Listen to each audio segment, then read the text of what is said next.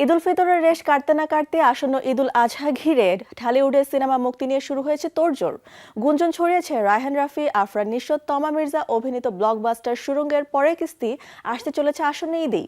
কিন্তু প্রযোজনা প্রতিষ্ঠান জানিয়েছে আপাতত সুড়ঙ্গ 2 আসার কোনো সম্ভাবনা নেই। তাহলে কোন সিনেমায় আসছেন আফরান নিশো?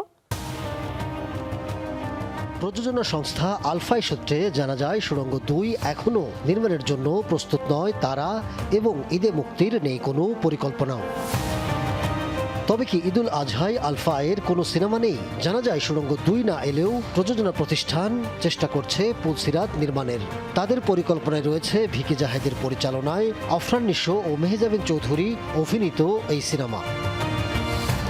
সামাজিক যোগাযোগ মাধ্যমে ইতিমধ্যে কেউ কেউ পুলসিরাত নিয়ে আলোচনা শুরু করেছেন। বলছেন নিশো মেহজাবিন জুটির প্রথম এই সিনেমা হতে পারে অন্যতম চমক।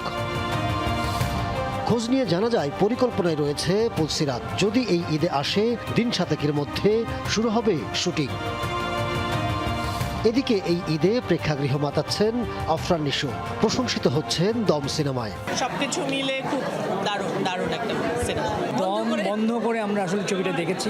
অভিনয় অসাধারণ, স্ক্রিপ্ট ভালো, ডিরেকশন ব্রিলিয়ান্ট। ভীষণ ভালো লেগেছে, ভীষণ ভালো, মানে wow, just wow, exciting, beautiful, সবার দেখা উচিত। খুব ভালো, খুব ভালো। অনেকদিন পরে এটা একটা নতুন পেয়ার, পূজা আর নিশো ভাই। এরকম আসলে আমাদের আরো নতুন না, পূজা অফকোর্স অনেকদিন ধরে কাজ করে, বাট এই ফ্রেশ পেয়ারিং গুলো আমাদের আসলে বেশি আনা উচিত। কিন্তু কি হবে তার পরের সিনেমা? নির্মাতা হিসাবে থাকবেন কে?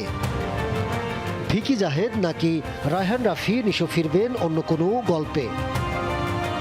সবকিছু জানতে অপেক্ষায় থাকতে হবে আরো কিছুদিন।